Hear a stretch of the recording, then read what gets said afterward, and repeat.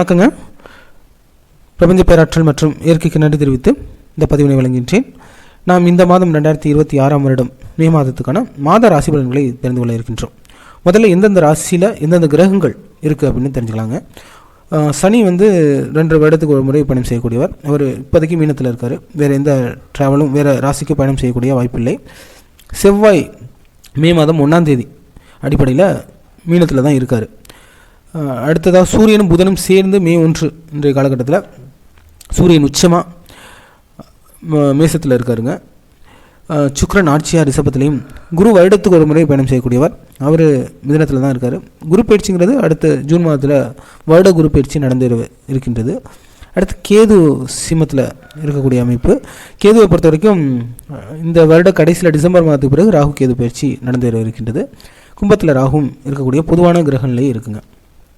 இது மே 1 அடிப்படையிலான கிரக அமைப்பு. அடுத்ததாக இந்த மாதத்தில் என்னென்ன பயிற்சி நடந்தேற இருக்கின்றது என்பதை தெரிந்து கொள்ளலாம். குறிப்பாக மாத அடிப்படையில் சூரியன் மாதத்துக்கு ஒரு முறை பயணமாகும். சந்திரன் நாட்கள் சார்ந்து பயணம் மேற்கொள்ளக்கூடிய கிரகம். 2 நாட்களுக்கு ஒரு முறை அவர் ஒரு ராசியிலிருந்து இன்னொரு ராசிக்கு பயணம் மேற்கொள்வார். இந்த மாதம் 11ஆம் தேதி செவ்வாய் கிரகமானது மீனத்திலிருந்து மேசத்துக்கு ஆட்சியாக வருவாருங்க. 17ஆம் தேதி 14th சுக்கிரன் ரிஷபத்திலிருந்து மிதுனத்துக்கு வரக்கூடிய சூழல் ஏற்படும். 15ஆம் தேதி சூரியனும் புதனும் மேசத்திலிருந்து ரிஷபத்துக்கு போகிறாங்க, 2 கிரகங்களுமே. 29ஆம் தேதி மறுபடியும் புதன் ரிஷபத்திலிருந்து மிதுனத்துக்கு ஆட்சியாக போவார். இதுதான் இந்த மாதத்தில் எந்தெந்த கிரகங்கள் டிரான்சிட் எப்படியெல்லாம் பயணம் மேற்கொள்ள இருக்கின்றார்கள் அப்படிங்கிறது. செவ்வாய் பயணம், சுக்கிரன், சூரியன், புதன் இந்த 4 கிரகங்களும் பயணம் இருக்குது. சந்திரன் முறைப்படியான நாட்கள் அடிப்படையில் பயணம் செய்கிறார். மற்றபடி சனி, குரு, ராகு, கேது அந்தந்த ராசியிலே இருக்கக்கூடிய கிரக சூழல் தான் இருக்குது. இதன் அடிப்படையில் பொதுவான அடிப்படையில் இந்த மாதம் என்ன நடந்தேற இருக்கின்றது என்பதை பார்க்கலாம். குறிப்பாக சூரியன் புதனும் ஒரே சூழலில் இருக்குங்க. அதன் அடிப்படையில் இந்த காலகட்டத்தில் நிறைய மருத்துவ புரட்சியெல்லாம் நடக்கலாம். குறிப்பாக சூரியன் புதன் சேர்ந்திருந்தாலே குறிப்பாக நெருக்கமாக இருக்கக்கூடிய கிரகங்கள் தான் இது. இருந்தாலும் ரொம்ப ஒரே காலகட்டத்தில் ரொம்ப க்ளோஸாக வர்றதுனால மருத்துவத்துறையில், ஆராய்ச்சி சம்மந்தப்பட்ட துறைகளில், நவீன தொழில்நுட்பம் சார்ந்து, டெக்னாலஜி, ஏஐ சார்ந்து நிறையா விஷயங்கள் புரட்சி ஏற்படுறதுக்கு நிறையா கண்டுபிடிப்புகள்லாம் வர்றதுக்கான வாய்ப்புகள் உண்டு. அதே போல் செவ்வாயும் சனியும் சேர்ந்துருக்கு. இந்த 11ஆம் தேதி வரைக்குமே இந்த போராட்டமான சூழல் தான் நம்ம பார்த்துக்கிட்டு இருக்கோம். கடந்த ஒரு 3-4 மாதமாகவே இந்த செவ்வாயோட பயிற்சினால் செவ்வாய் ராகு சேர்ந்துருந்துச்சு, செவ்வாய் சனி சேர்ந்துருந்துச்சு. இந்த உலக நாடுகளில் ஏற்படக்கூடிய போர் பதற்றம், அதனால் மக்களுடைய பொருளாதார அடிப்படையில் இருக்கக்கூடிய ஏற்ற இறக்கங்கள், இயற்கை சூழலில் ஏற்படக்கூடிய மாற்றங்கள் இதெல்லாம் பார்த்துக்கிட்டு தான் வரோம். ஒரு ரிலீஃப்னு சொல்லலாம், ஆனால் முழுமையான ரிலீஃப்னு சொல்ல முடியாதுங்க. செவ்வாய் 11ஆம் தேதி மீனத்திலேருந்து மேசத்துக்கு வர்றாரு. இருந்தாலும் கூட சூரியனும் செவ்வாயும் சேர்றாங்க. அதே போல் காலச்சக்கரத்துக்கு 8ஆம் அதிபதியான செவ்வாய் ஆட்சியாக வந்தாலும் கூட மேசத்தில் வர்றது ஒரு விபத்துக்கள்லாம் அதிகமாக ஏற்படக்கூடிய ஒரு கால சூழலை ஏற்படுத்தும். அதில் பொதுவான இந்த இயற்கை சீற்றத்தில் ஒரு மாற்றங்கள் ஏற்படும், விபத்துக்கள் நடந்தேறுவதற்கு பாசிபிலிட்டிஸ் இருக்கும். ஏன்னா செவ்வாய் ஆட்சியாக இருந்தாலும் கூட அவர் காலச்சக்கரத்துக்கு 8ஆம் அதிபதி, அவர் மேசத்தில் ஆட்சியாக வர்றது அவ்வளோ சிறப்பான பலன்களை கொடுக்காது. அதன் அடிப்படையில் இந்த மாதம் செவ்வாய் ஓரளவு ரிலீஃப்னு சொல்லலாம். உலகத்தில் இருக்கக்கூடிய அந்த போர் பதற்றம் பிரச்சனைகள்லேருந்து கொஞ்சம் ரிலீஃபாக இருந்தாலும் கூட, ஆனாலும் செவ்வாய் சார்ந்து பெரிய அளவுக்கு முன்னேற்றம் இல்லை அப்படிங்கிறது தான். அடுத்தடுத்த நகர்வுகள் அடிப்படையில் ஒரு முன்னேற்றத்தை நம்ம பார்க்கலாம்.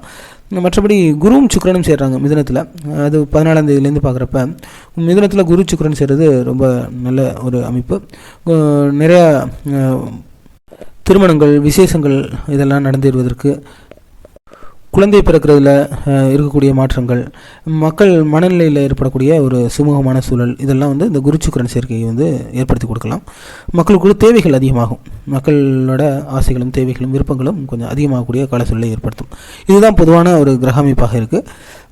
ஆனால் காலச்சக்கரத்துக்கு அடிப்படையில் என்னென்ன இஷ்யூஸ் இருக்கும்னா, இது மாதிரி கொஞ்சம் விபத்துக்கள் நான் சொல்லியிருந்தேன். இன்னமும் கூட அந்த போர் பதற்றம் பெரிய அளவுக்கு செவ்வாய் இன்னும் கொஞ்சம் மூவ் ஆனால் அதில் ஒரு ரிலீஃப் கிடைக்கும் அப்படின்னு எடுத்துக்கலாம். பட் ஓரளவு கடந்த காலத்தை கம்பேர் பண்ணுறப்போ ஒரு முன்னேற்றம் இருக்கும் அப்படின்னு பார்க்கலாம்.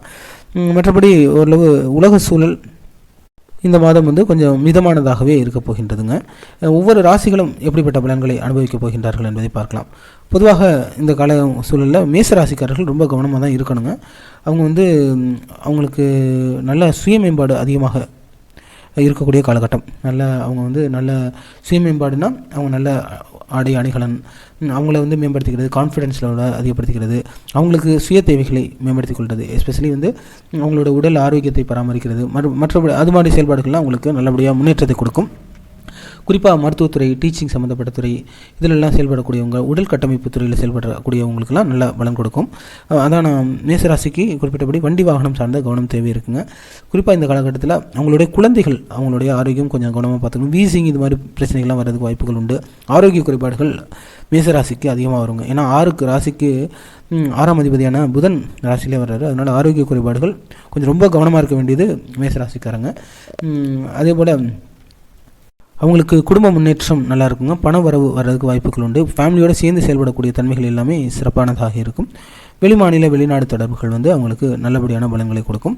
அதான் 11ஆம் தேதி வரைக்கும் கொஞ்சம் தடுமாற்றம் இருக்கும். 11லேருந்து கொஞ்சம் இம்ப்ரூவ்மெண்ட்ஸ் இருக்கும். 15ஆம் தேதிக்கு பிறகு ஓரளவு நிறைய இம்ப்ரூவ்மெண்ட்ஸ் பார்க்கலாம். அவங்களுடைய குறிப்பாக அவங்களுடைய பொருளாதார அடிப்படையிலான முன்னேற்றம், ஃபேமிலியில் இருக்கக்கூடிய குடும்ப ரீதியான முன்னேற்றங்கள் எல்லாத்தையும் அவங்க வந்து பார்க்கக்கூடிய ஒரு சூழல் ஏற்படுங்க.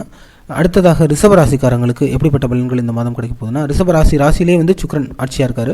அதன் அடிப்படையில் அவங்களும் தன்னை மேம்படுத்தி கொண்டே செயல்படுறது நல்லதுங்க. வேலையில் கொஞ்சம் தடுமாற்றம் இருக்கும். ஏன்னா ராசிக்கு 6ஆம் அதிபதி ராசியிலே வர்றதுனால வேலையில் கொஞ்சம் தடுமாற்றம் இருக்கும். அவங்களுக்கும் ரிஷபராசியை பொறுத்த வரைக்கும் இந்த வருடமே குறிப்பாக ஒரு நல்ல பலன்கள் இருக்குது. ஆரோக்கியத்தில் கொஞ்சம் கவனம் இருக்கணும். வீடு, வாகனம், சொத்துக்கள் இது மாதிரி அமைப்புகள்லாம் அவங்களுக்கு நல்லாவே இருக்குது. அதுக்கான புது முயற்சிகள்லாம் மேற்கொள்ளலாம். அவங்களுடைய அம்மாவோட ஆரோக்கியம் கவனமாக பார்த்துக்கணும். ஃபேமிலியில் கொஞ்சம் டிஸ்டர்பன்சஸ் இருக்குங்க. ரொம்பவே கவனமாக இருக்கணும். ஃபேமிலியில் குழந்தைகளோட ஆரோக்கியத்தில் கவனமாக இருக்கணும். உயர்கல்வி படிக்கணும்னா அதுக்கான முயற்சிகள்லாம் மேற்கொள்ளலாம். அதே போல் அரசியல் சார்ந்த முயற்சிகள்லாம் அவங்களுக்கு பலன் கொடுக்கக்கூடியதாக இருக்குங்க. அடுத்ததாக மிதுன ராசிக்காரங்களுக்கு எப்படி இருக்க போகுதுன்னா, மிதுன ராசிக்காரர்கள் அவங்களுக்கும் கொஞ்சம் வெளிநாடு முயற்சிகள், தூர அமைப்பு சார்ந்து செயல்படுவது பலன் கொடுக்கக்கூடியதாக இருக்கும். அவர்களுக்கு இந்த மாதம் வரைக்கும் தான் குரு இருக்க போகிறாரு. அது அடுத்த மாதம் ஜூன் மாதத்துக்கு பிறகு குரு பயிற்சி நடந்தேற இருக்கின்றது. அரசியல், வெளிதூர அமைப்புகள் பலன் கொடுக்கும். உயர்கல்விகள்லாம் சார்ந்த முயற்சிகள் எல்லாமே பலன் கொடுக்கக்கூடியதாக இருக்கும். தொழில் சார்ந்த அமைப்புகள்லாம் சிறப்பாக இருக்குங்க. வரக்கூடிய காலகட்டத்திலேருந்து திருமணத்துக்கான இது வரைக்கும் திருமணத்துக்கான யோகம் இருந்தாலும் கூட சரியான வரன்கள் அமையாமல் இருந்துச்சு. இனிமேல் நல்ல வரன்கள் அமைகிறதுக்கு மிதுன ராசிக்கு வாய்ப்புகள் உண்டுங்க. மற்றபடி கொஞ்சம் அதிகமான ட்ராவல், பயணம், அலைச்சல் இதெல்லாம் இருக்கிறதுக்கு வாய்ப்புகள் உண்டு. ஓவராலாக நல்ல ஒரு அமைப்பு இருக்குங்க. குழந்தைகள் சார்ந்த முயற்சிகள்லாம் பலன் கொடுக்கும். மற்றபடி உயர்கல்விகளுக்கு வாய்ப்புகள் இருக்குது அப்படிங்கிற தன்மைகள் இருக்குது. ராசியிலே சுக்கிரன் வந்து வராருங்க. அதாவது இந்த 14ஆம் தேதிக்கு பிறகு சுக்கிரன் வர்றதுனால தன்னை பற்றிய அதிகமான சுய சிந்தனை மேலங்கக்கூடிய காலகட்டமாக இருக்கும். தன்னை அழகுபடுத்திக்கிறது, தன்னை வந்து வெளியில் பாசிட்டிவாக போர்ட்ரேட் பண்ணிக்கிறது, பர்சனாலிட்டி டெவலப் பண்ணிக்கிறது, இதெல்லாம் அவங்க வந்து குறிப்பாக ஈடுபடுறதுக்கு வாய்ப்புகள் உண்டாகும். ஃபிட்னஸ் மெயின்டைன் பண்ணுறதுக்கான காலகட்டமும் நல்லா இருக்குங்க. அடுத்ததாக கடகராசியை பொறுத்த வரைக்கும் இந்த மாத காலம் எப்படி இருக்குது அப்படின்னா, ஓரளவு நல்லா இருக்குங்க. கடகராசிக்கு கடந்த காலத்தை போல் இல்லை. ஏன்னா அவங்களுக்கு அஷ்டம சனியிலேருந்து பாடுபட்டு அவங்க வந்தாங்க. அதுக்கு பிறகும் குரு வந்து அவங்களுக்கு நல்ல ஒரு நிலையில் இல்லாமல் இருந்துச்சு. இனிமேல் வந்து ஒரு முன்னேற்றம் இருக்குது. குரு 12 இருந்தாலும் அடுத்த மாதத்துலேருந்தே அவங்களுக்கு குரு உச்சமாக ராசியிலே வர்றதுனால நிச்சயமாக ஓரளவு கடந்த காலத்தை காட்டிலும் சிறப்பாக இருந்தாலும் கூட வேலையிலையும் கொஞ்சம் ஃபினான்ஷியலாகவும் கொஞ்சம் ஸ்ட்ரகிள் பட்டு தான் அது ஒரு 2-3 மாத காலம் வந்து அவங்க டைம் எடுத்துக்கிற மாதிரி இருக்கும். குறிப்பாக வேலை, ஆரோக்கியம், ஃபினான்ஷியல் டிஃபிகல்ட்டிஸ்லேருந்து அதில் முன்னேற்றம் கிடைக்கிறதுக்கு கொஞ்சம் டைம் எடுத்துக்கும். ஏதாவது சட்ட பிரச்சனைகள் இருந்தால் அதுக்கெல்லாம் தீர்வுகள் கிடைக்கிறதுக்கு வாய்ப்புகள் உண்டுங்க. குறிப்பாக அவங்களுக்கு இனியுள்ள காலம் வந்து ஒரு முன்னேற்றம் பொருந்திய காலமாகவே இருக்க போது. நிச்சயமாக அவங்க வெளிநாடு வாய்ப்புகள் அதெல்லாம் பலன் கொடுக்கும். அதே போல் சமூக ஊடகம் சார்ந்து செயல்படுறவங்களுக்கெல்லாம் நல்ல பலன்கள் கிடைக்கக்கூடியதாக இருக்கும். நீண்ட தூர பயணம் மேற்கொள்ளக்கூடியவங்களுக்கு, அதிர்ஷ்ட அமைப்புகளில் ஈடுபடக்கூடியவங்க, அதாவது சோசியல் மீடியாவாக இருக்கட்டும், இல்லைனா ஸ்டாக் மார்க்கெட், ஆன்லைன் ட்ரேடிங் இது மாதிரி செயல்பாடுகளில் ஈடுபடக்கூடியவங்களுக்கெல்லாம் பெரிய அளவுக்கு ஒரு முன்னேற்றம் பொருந்திய ஒரு காலகட்டமாகவே இருக்கும். Investments, gold, jewels, silvers, ornaments இல்லைனா இன்வெஸ்ட் பண்ணலாங்க. லேண்டில் இன்வெஸ்ட் பண்ணக்கூடிய ஒரு காலகட்டம் கடகராசிக்காரர்களுக்கு சிறப்பாக இருக்குங்க. அடுத்ததாக சிம்மராசிக்கு இந்த மாதம் எப்படி இருக்க போகுது அப்படின்னு பார்த்தோம்னா, சிம்மராசிக்காரர்களுக்கு அஷ்டம சனி நடந்துகிட்டு இருக்கு. அடுத்த மாதத்துலேருந்து குருவும் 12 மறைய போகிறார் உச்சமாக. அதனால் ஒரு டஃப்பான டைம் தான். இந்த காலகட்டத்தில் குழந்தைகளோட ஆரோக்கியத்தில் கவனமாக பார்த்துக்கணும். கொஞ்சம் வெளியில் போயிட்டாங்கன்னா நல்லதுங்க. வேலையில் பிரச்சனைகள் இருக்கும். கண்டிப்பாக அவங்க பூர்வீகத்தில் இருக்கும் பட்சத்தில் நிறையா தொந்தரவுகள் இருக்கும். அதனால் அவங்க பேரில் ஏதாவது ஒரு இன்சூரன்ஸ், அசட்ஸ் இது மாதிரிலாம் வச்சுக்கிறது ரொம்ப ரொம்ப அவசியம்.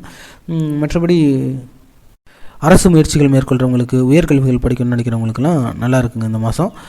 ஆரோக்கியம் ஓரளவு கடந்த மாதத்தை காட்டிலும் கொஞ்சம் இம்ப்ரூவ்மெண்ட்ஸ் இருக்குது. குறிப்பாக அவங்க அதிகமாக பார்த்துக்கொள்ள வேண்டியது பார்த்திங்கன்னா ஸ்டொமக் ரிலேட்டடான அப்செட்ஸ். நல்ல ஃபுட்டு, டயட் சிஸ்டம் ஃபாலோ பண்ணுறது மிக மிக அவசியங்க.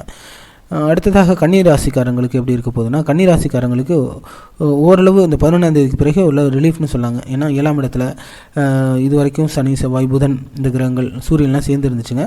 அது கொஞ்சம் கொஞ்சமாக விலகி இப்போ ஒரு செவ்வாயும் கூட பயிற்சி அடைஞ்சிடறாரு. அதனால் இவ்வளோ நாள் அந்த நட்பு அடிப்படையில், அதாவது கணவர், அதாவது பார்ட்னர்ஷிப் அடிப்படையில் இருந்த அந்த போராட்டங்கள்லாம் கொஞ்சம் கொஞ்சமாக அதுலேருந்து விடுதலையாகிறதுக்கு, வெளியில் வர்றதுக்கு வாய்ப்புகள் உண்டு. மற்றபடி இவங்களுக்கும் உயர்கல்விகள் வாய்ப்புகள் சிறப்பாக இருக்குது. பூர்வ சொத்துக்கள் சார்ந்த பலன்கள் இருக்குது. அரசு முயற்சிகள் ஓரளவு பலன் கொடுக்குங்க. சொந்தமாக வீடு, வாகனம், சொத்துக்கள் சேர்க்கணும்னா நல்லபடியாக வாய்ப்புகள் இருக்குங்க. இந்த மாதம் ஓரளவு கன்னிராசிக்கு ஓரளவு ரிலீஃப், 11ஆம் தேதிக்கு மேலே ரிலீஃப்னு சொல்லாங்க. ஓரளவு முன்னேற்றம் இருக்குங்க. நல்ல ஒரு தொழில் சார்ந்து இயங்கணுனாலும் அவங்களுக்கு நல்லாயிருக்கும். அந்த மனக்கவலை, போராட்டம், அந்த இதெல்லாம் ஓரளவு அதுலேருந்து வெளியில் வர்றதுக்கான வாய்ப்புகள் இருக்குது. வேலை சார்ந்த முயற்சிகளும் பலன் கொடுக்கும். குழந்தை யோகம் வேணும்னாலும் அதுக்கான வாய்ப்புகளும் சிறப்பாக இருக்குங்க.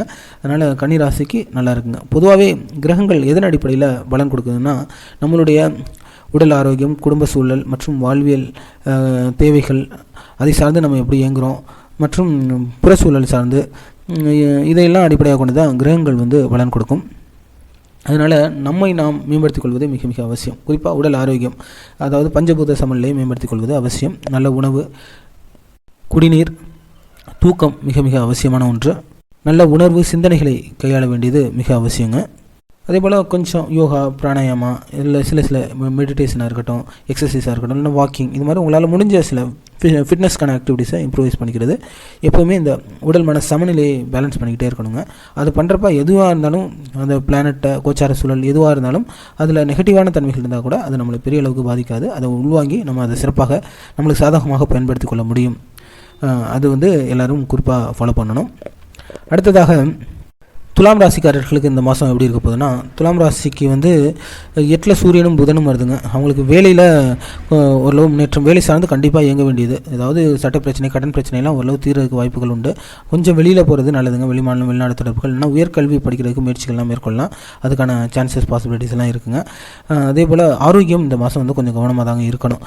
குறிப்பாக அவங்களுக்கு கை கால் வலியெல்லாம் வர்றதுக்கு வாய்ப்புகள் இருக்குது. தூக்கம் சார்ந்த பிரச்சனைகள் அதிகமாக இருக்கும். மனக்குழப்பங்கள் அதிகமாக இருக்கும். தந்தை சார்ந்த அமைப்புகள், ஏன்னா புதனும் சுக்கிரனும் கொஞ்சம் பரிவர்த்தனையாக இருக்கக்கூடிய ஒரு காலகட்டம் இருக்குங்க.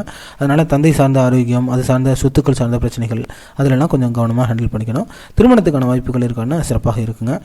அதுக்கான முன்னேற்றம் நல்லாவே இருக்குது. குழந்தை யோகம், அதுக்கான வாய்ப்புகள் பிரகாசமாக இருக்குது. அடுத்ததாக விருச்சிக ராசிக்கு எப்படி இருக்குன்னா, விருச்சிக ராசிக்காரங்களுக்கு கடந்த ஒரு வருடமாகவே நிறைய தேக்கம் இருந்துச்சுங்க. கையில் பணம் இருந்தால் செலவுகள் அதிகமாக இருந்துச்சு, ஒரு சேவிங்ஸ் இல்லாமல் இருந்துச்சு, குடும்பத்தில் நிறையா பிரச்சனைகள்லாம் இருந்துச்சு. அதெல்லாம் கொஞ்சம் ரிலீஃப் ஆகுதுங்க. இந்த மாதத்து வரைக்கும் தான், அடுத்த மாதத்துலேருந்து நல்லபடியாக ரிலீஃப் ஆகும். அவங்களுக்கு வேலை கிடைக்கும்னா அதுக்கான முயற்சிகள் பலன் கொடுக்கும். புது முயற்சிகள் எல்லாமே பலன் கொடுக்கும். திருமணத்துக்கான கால சூழல் நல்லாயிருக்கு. உயர்கல்வி படிக்கிறதுக்கான வாய்ப்புகள் நல்லாயிருக்கு. நீண்ட பயணம், அதுக்கெல்லாம் வாய்ப்புகள் சிறப்பாக இருக்குங்க. அவங்களுக்கு குறிப்பாக ஏற்கனவே திருமணம் ஆனவங்களுக்கு கொஞ்சம் வெளியில் இருக்கவங்களாக இருந்தால் பரவாயில்லைங்க. இங்கே பூர்வீகத்தில் இருக்கவங்களாக இருந்தாங்கன்னா அவங்களுக்கு அந்த உறவுகளில் கொஞ்சம் கவனமாக இருக்கணும். ஆனால் புதுசாக திருமணம் பண்ணணும்னு நினைக்கிறவங்களுக்கு வாய்ப்புகள் நல்லா இருக்குங்க. அதே போல் குழந்தை சார்ந்து வாய்ப்புகள் பிரகாசமாக இருக்குது. கொஞ்சம் ஆரோக்கியத்தில் கவனமாக இருக்கணுங்க. இந்த மாதம் சின்ன சின்ன மைனர், கொஞ்சம் வண்டி, வாகனம் இதிலெல்லாம் கொஞ்சம் கவனமாகவே இருக்கணும். ஏன்னா 8ல் குருவும் சுக்கிரனும் சேர்ந்துருக்கிறதுனால கொஞ்சம் உங்களுடைய உடல் ஆரோக்கியம், வயிறு, இதெல்லாம் கொஞ்சம் கவனமாக பார்த்துக்கிறது மிக அவசியங்க. நல்ல ஃபுட் எடுத்துக்கிறது, டைஜஷன் சிஸ்டத்தை ப்ராப்பராக மெயின்டைன் பண்ணுறதுலாம் கொஞ்சம் அவசியமான ஒன்று. ஏன்னா குறிப்பாக 5, 6, 7, 8 சார்ந்தே அதிகமான கிரக சேர்க்கைகள் இருக்குது. மற்றபடி தனுசு ராசிக்கு இந்த மாதம் எப்படி இருக்க போகுதுன்னா, தனுசு ராசியை பொறுத்த வரைக்கும் வீடு, வாகனம், சொத்து முயற்சிகள் எல்லாமே அவங்களுக்கு பலன் கொடுக்கக்கூடியதாக இருக்கும். அவங்களுக்கு புது முயற்சிகள் பலன் கொடுக்குங்க. குழந்தைகள் சார்ந்த ஈடுபாடுகள் அவங்களுக்கு பாசிட்டிவாக இருக்கும். வேலை சார்ந்த முயற்சிப்பவர்களுக்கு வேலை கிடைக்கிறதுக்கு வாய்ப்புகள் உண்டு. அதே போல் இந்த மாதம் மனைவி சார்ந்த அந்த கனெக்டிவிட்டி, பாண்டு கொஞ்சம் நல்லபடியாக மாறதுக்கு வாய்ப்புகள் இருந்தாலும் அதில் அந்த போராட்டம், புதுசாக திருமணம் பண்ணணும்னு நினைக்கிறவங்களும் வாய்ப்புகள் உண்டு. ஏற்கனவே திருமணமானவங்க, இல்லைனா பார்ட்னர்ஷிப் அடிப்படையில் தொழில் பண்ணுறவங்களுக்குலாம் கொஞ்சம் கவனமாக இருக்க வேண்டிய சூழல் தான் இருக்குது. மற்றபடி இவங்களும் ஆரோக்கிய ரீதியாக கொஞ்சம் கவனமாக இருக்க வேண்டிய அம்சங்கள் தாங்க இருக்குது. மற்றபடி பார்த்திங்கன்னா வேலை வாய்ப்புகள் பிரகாசமாக இருக்குது. அது சார்ந்த முயற்சிகள் பலன் கொடுக்கக்கூடியதாக இருக்கும். உறவுகள் அடிப்படையில் கொஞ்சம் கவனமாக இருக்கணும். புது முயற்சிகள் மற்றும் வீடு சொத்துக்கள் அந்த யோகம் இருக்குங்க. மகர ராசிக்காரர்களுக்கு எப்படி இருக்குன்னா, அவங்களுக்கு 7 சனிலாம் முடிஞ்சிருச்சு. இனிமேல் வரக்கூடிய காலகட்டத்திலும் குருவும் உச்சமாக வர்றாரு 7ல். அதன் அடிப்படையில் திருமணத்துக்கான வாய்ப்புகள் பிரகாசமாக இருக்கும். பார்ட்னர்ஷிப் அடிப்படையில் இயங்குறது எல்லாமே அவங்களுக்கு நல்லபடியாக இருக்கிறதுக்கு வாய்ப்புகள் உண்டு. அதேபோல் ட்ராவல், ஏதாவது புது முயற்சி, சிறு தொழில் சார்ந்து இயங்கணும்னு நினைக்கிறவங்களுக்கு சூப்பர். சொந்தமாக வீடு கட்டணும்னு நினைக்கிறவங்களுக்கெல்லாம் இந்த மாதம் நல்லாவே இருக்குங்க. கல்வியில் நல்ல முன்னேற்றம். குழந்தை இல்லைன்னு நினைக்கிறவங்க புது ஐவிஎஃப் இது மாதிரி ட்ரீட்மெண்ட்லாம் போனால் சான்சஸ் ரொம்ப நல்லாயிருக்கும். இப்போ திருமணமானவங்களுக்கு குழந்தை இல்லாமல் இருக்கவங்களுக்கு குழந்தை பிறக்கிறதுக்கு வாய்ப்புகள் உண்டு.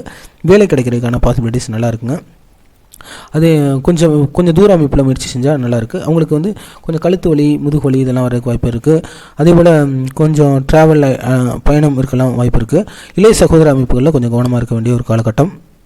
பெரிய அளவில் தொழில் செய்கிறவங்க கொஞ்சம் கவனமாக இருக்கணுங்க. அரசு தொடர்புகளில் இருக்கவங்களும் கொஞ்சம் கவனமாக இருக்கணும். நீ ஜாயிண்ட் பெயின்லாம் வரதுக்கு வாய்ப்புகள் உண்டு. மாமியார் உறவுகள்லாம் கொஞ்சம் கவனமாக இருக்க வேண்டிய ஒரு கால சூழல் மகர ராசிக்கு இருக்குது. அடுத்ததாக கும்பராசிக்காரர்கள் எப்படிப்பட்ட பலன்களை அனுபவிக்க போகின்றார்கள்னா அவங்களுக்கு ரொம்ப நல்லா இருக்குங்க. அதாவது கடந்த காலத்துலலாம் நிறையா போராட்டங்கள், பிரச்சனைகள் இந்த கும்பம், மீனம், கன்னி இவங்கெல்லாம் சிம்மம்லாம் சந்திச்சுக்கிட்டு தான் இருந்தாங்க. இப்போ கும்பராசிக்கு இந்த மாதம் ஓரளவு ரிலீஃப்னு சொல்லலாம். குறிப்பாக அந்த செவ்வாய் நகர்ந்ததுக்கு பிறகு 11ஆம் தேதியிலேருந்து ஓரளவு முன்னேற்றம் இருக்குது. புது முயற்சிகள், சிறு தொழில் அமைப்புகள், வண்டி வாகனம், சொத்து சேர்க்கைகளில், அது குழந்தை யோகம் இதிலெல்லாம் வாய்ப்புகள் பிரகாசமாக இருக்குது. கல்வியில், உயர்கல்வி கிடைக்கிறதுல, ஃபேமிலியில் ஃபினான்ஷியல் இம்ப்ரூவ்மெண்ட்ஸ், ஃபேமிலியில் இருக்கக்கூடிய அண்டர்ஸ்டாண்டிங் டிஃபிகல்ட்டிஸில் சேஞ்சஸ் எல்லாமே ஓரளவு நல்லா இருக்குன்னு சொல்லாங்க. ஓரளவு சிறப்பான காலம் இந்த கும்பராசிக்காரர்களுக்கு பிறந்திருக்கு அப்படின்னே சொல்லலாம். பேங்க் லோன் அப்ளை பண்ணோம் அப்படின்னா அவங்களுக்கு சிறப்பாக இருக்குங்க. இந்த மாதம் பெரிய அளவுக்கு டிஃபிகல்ட்டிஸ் இருக்காதுங்க. ஓரளவு கடந்த காலத்தை காட்டிலும் நல்லாவே இருக்கும். வரக்கூடிய காலகட்டத்தில் குரு உச்சமடைகிறதுனால கண்டிப்பாக கொஞ்சம் தள்ளி இருந்து செயல்படுறது நல்லது. இல்லைனா வீட்டிலேருந்து ஒர்க் ஃப்ரம் ஹோம் மாதிரி கூட பண்ணலாங்க. ஆனால் வேலையில் கண்டிப்பாக ஈடுபடணும். அது ரொம்ப ரொம்ப அவசியம். ஏன்னா 6ல் குரு உச்சம் வர்றதுனால இல்லைனா ஏதாவது சட்ட பிரச்சனைகள் இருந்தால் அதுக்கான தீர்வுகள் கிடைக்கும். ஃபினான்ஷியல் லோன் அந்த பிரச்சனைகளுக்கெல்லாம் வாய்ப்புகள், முன்னேற்றம் இருக்குங்க அவங்களுக்கு. ஓரளவு கும்பராசிக்கு ஒரு முன்னேற்றம் இனிமேல் வரக்கூடிய காலகட்டத்தில் பார்க்கலாம். அடுத்ததாக மீன ராசியை பொறுத்த வரைக்கும் எப்படி இருக்குன்னா அவங்களுக்கும் ஓரளவு சேஞ்சஸ் இருக்குங்க. குடும்பத்தில் ஒரு உறவுகளில் இது வரைக்கும் இருந்த தேக்கம்லாம் ஒரு அன்பு பரிமாற்றம், எமோஷனல் பாண்டிங் ஸ்ட்ரென்தன் ஆகிறதுக்கு வாய்ப்புகள் உண்டு. அதே போல் ட்ராவல், புது முயற்சிகள் எல்லாமே பலன் கொடுக்கும். உயர்கல்விகள் பலன் கொடுக்கும். பேங்க் லோன் வாங்கணும்னா வாங்கலாம். வீடு வாகனம் கட்டணும்னா அதுக்கான முயற்சிகளை மேற்கொள்ளலாம். அதே போல் ஆரோக்கியம் கூட ஓரளவு முன்னேற்றம் கிடைக்கக்கூடிய ஒரு கால சூழல் தாங்க இருக்குது. மீனராசிக்கு ஓவராலாக, இந்த கும்பராசி மீனராசிக்கு ஓவராலாக இந்த மாதம் சிறப்பாகவே இருக்குங்க. இந்த மாதம் குறிப்பாக கவனமாக இருக்க வேண்டியவங்க அப்படின்னா மேசராசிக்காரர்களுக்கு. ஏன்னா செவ்வாய் ஆட்சியாகவே வந்தாலும் கூட நிச்சயமாக வண்டி வாகனம் அது சார்ந்து, ஆரோக்கியம் சார்ந்து, உணவு எடுத்துக்கொள்றதுலாம் கொஞ்சம் கவனமாக இருக்கணும். அடிவயிறு எப்படி மெயின்டைன் பண்ணுறாங்க அப்படிங்கிறதெல்லாம் கொஞ்சம் கவனமாக இருக்கணுங்க. ரிஷபராசிக்காரர்களுக்கு கொஞ்சம் ஸ்டார்டிங்கில் டிஸ்டர்பன்சஸ் இருந்தாலும் ஓவராலாக சிறப்பாக இருக்குங்க. மற்ற எல்லா ராசிக்காரர்களுக்கும் ஓரளவு சிறப்பான பலன்களே இருக்குங்க. மிதுனம் நல்லா இருக்குது. கடகம் ஒரு முன்னேற்றம் இருக்குங்க. சிம்மம் வழக்கம் போல் அவங்களுக்கு அஷ்டம சனி இருக்கிறதுனால பொதுவான அடிப்படையில் இந்த மாதம் ஒரு ரிலீஃப் இருக்குன்னே சொல்லலாம். சிம்மராசி கூட. கன்னிக்கும் ஒரு நல்லா இருக்குங்க. அதே போல் துலாம் ராசிக்காரர்கள் கொஞ்சம் கவனமாக இருக்கணும். மற்ற ராசிக்காரர்கள் காட்டிலும் 6-8 தொடர்புகள் கொஞ்சம் வலிமையாக இருக்கிறதுனால துலாம் ராசிக்காரர்கள் கொஞ்சம் கவனமாக இருக்கணும். விருச்சிக ராசிக்காரர்களுக்கு முன்னேற்றம் இருக்குது. தனுசு ராசிக்காரர்கள் கவனமாக இருக்கணும். மகர ராசிக்காரர்களுக்கு முன்னேற்றம் இருக்குது. கும்பம் மற்றும் மீனம் நல்லாவே இருக்குங்க. இதுதான் இந்த மாதத்துக்கான ராசி பலன்கள். இது சார்ந்து உங்களுக்கு ஏதாவது கேள்விகள் இருந்தால் நீங்கள் கமெண்ட்ஸில் பதிவிடலாம். அதுக்கான விளக்கம் தருகின்றேன். இதுதான் இந்த மாதம் மே மாதத்துக்கான ஒவ்வொரு ராசிக்காரர்களும் பெறக்கூடிய பலன்களாக இருக்கப் போகின்றது. மீண்டும் இதுபோன்று ஜோதிடம் தொடர்பான விளக்கப்பதிவில் உங்களை சந்திக்கின்றேன். புவியுள்ள காலமெல்லாம் புகழோடு வாழ்ந்திடுவீர். வையகம் செழிக்க வாழ்க வளமுடன்.